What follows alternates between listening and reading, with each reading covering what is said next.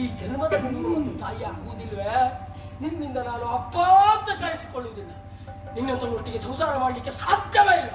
ಕೇಳು ಕೇಳು, ನಿನ್ನ ಪಾಲಿಗೆ ನಾನು ಈ ಕ್ಷಣವೇ ಕೇಳಿಗೊಂಡು ಭಯದಲ್ಲಿ ತಾಳ ವೃಕ್ಷದ ತೆರದಿ ನಿಂದಳು ಮರೆವಡುತ್ತಾರೆ ನಿಮೀಶ. ತಾಯಾಗಬೇಕು ಮಗಳೇ, ಫಲವಾಗಿ ಕಾಯಾಗಬೇಕು ಮಗಳೇ. ಗುರುವಿನ ಪ್ರತಿಭಟನ ಗೆರಗಳು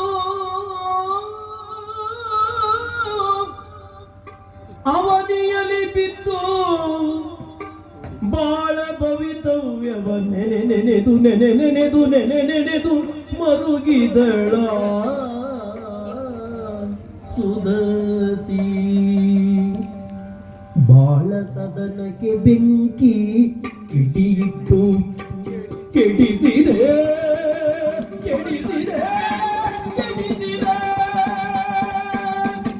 ಬಾಳ ಸದನಕ್ಕೆ ಬೆಂಕಿ ಕಿಡಿಯಿಟ್ಟು ಕೆಡಿಸಿದೆ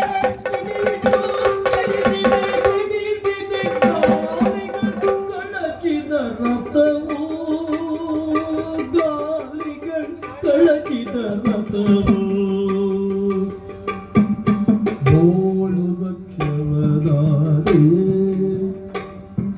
ಬೋಳು ವೃಕ್ಷವದಾದೆ ಕನಸೆಲ್ಲ ಕಮರಿತು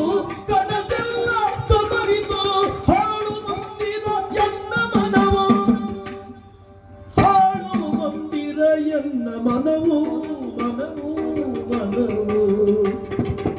ಬಾಳದ ಮನೆಗೆ ಬಿಟ್ಟಿ ಕಿಡಿಯಿಟ್ಟು ಕೆಡಿಸಿದೆ ಬಾಲೀಗ ಕಳಚಿದ ರಥವು.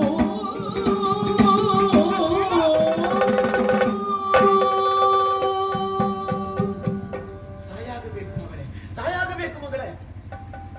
ವಿದ್ಯಾಭ್ಯಾಸವನ್ನು ಮಾಡಿದ್ದೀರಿ, ನಾಳೆ ದಿವಸ ರಾಣಿ ಮಹಾರಾಣಿಯರಾಗಬಹುದು, ಅದಕ್ಕಿಂತಲೂ ಉನ್ನತ ಸ್ಥಾನವನ್ನು ಪಡೆಯಬಹುದು. ಆದ್ರೆ ಹೆಣ್ಣಿನ ಅತ್ಯುನ್ನತ ಸ್ಥಾನ ಅಂತ ಹೇಳಿದ್ರೆ ಅದು ತಾಯ್ತನ.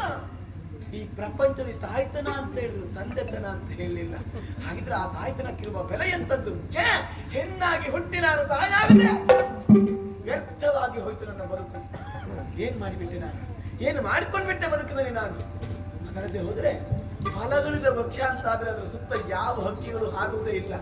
ಗುಡಿ ದೇವರಿಲ್ಲದ ಗುಡಿ ಅಂತಾದ್ರೆ ಆ ಗುಡಿ ಹತ್ತಿರಕ್ಕೆ ಯಾರು ಹೋಗುವುದಿಲ್ಲ.